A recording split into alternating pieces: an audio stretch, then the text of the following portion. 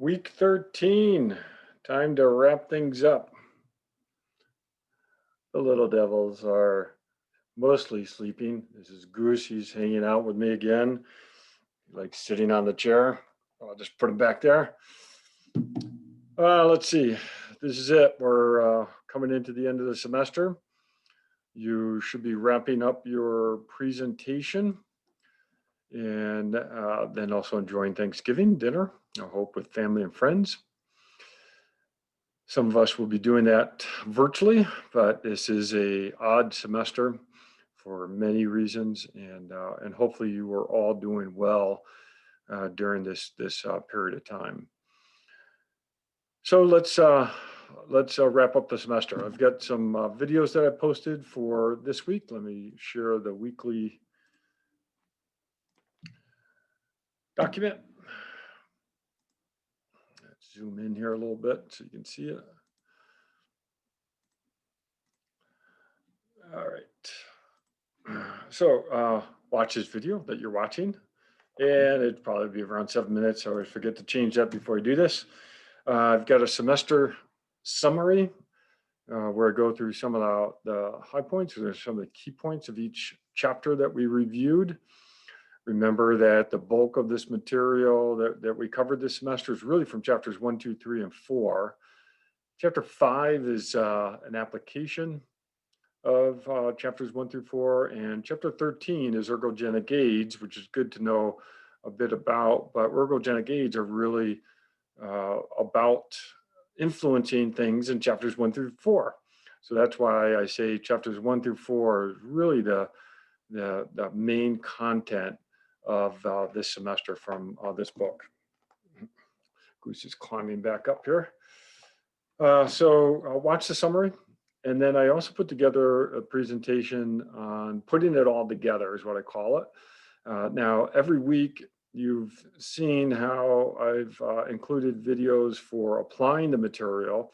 And that's really what this class is designed to do, is to not only learn some physiology, but really learn how to apply physiological concepts to understand endurance performance. And hopefully we've done that through this semester. And the videos I've grouped into really two categories: one, sort of nuts and bolts information, and then two, more application of information. And so really trying to understand the physiology of why certain things happen during an endurance training or endurance event. And hopefully that has made sense. But I have put together, sort of going forward and thinking about planning for an iron distance event, how I use some of the information that we've covered in this semester to help me prepare for an iron distance event. And on Monday of week 13, I'll do a video podcast with Dr. Jonathan Edwards, who wrote or co-authored a book, Marathon Science, the Science of Marathon. I'll double check on the title, but he talks about more of the science behind how to prepare for a marathon, and really talks a bit about pacing strategies. I've not read the book yet, but I do know him, and I'm interested in talking with him about his book. So we'll have that conversation Monday of week 13. Live stream that on UNLV Biomechanics Facebook page, and you can certainly follow along and ask questions live, or I will record the presentation and then I'll post a link in Canvas.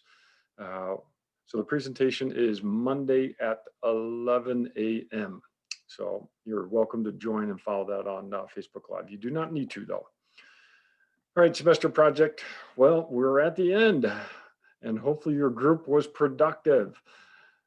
Sometimes groups work out, sometimes they don't, but this is the reality of where you're headed in industry, is that most of the time you will be working on some type of group project. There's very few jobs where you will work in isolation. And so it is good to practice working with a group and knowing what, okay, Goose is trying to get to my keyboard. He's coming back. Stay off the keyboard, Goose. Otherwise, we're going to have some problems here. You do need to learn how to interact with a group. And sometimes you get to pick your group. Sometimes you don't get to pick your group. Sometimes groups work really well and sometimes they don't work well. And you do need to get a sense for skills necessary to work with groups. I've have talked with some of the groups a little bit more than others, and hopefully that has been helpful. But I hope as you go back and look at your group, you can assess your group. You can assess your group from your perspective. Did it work? Did it not work?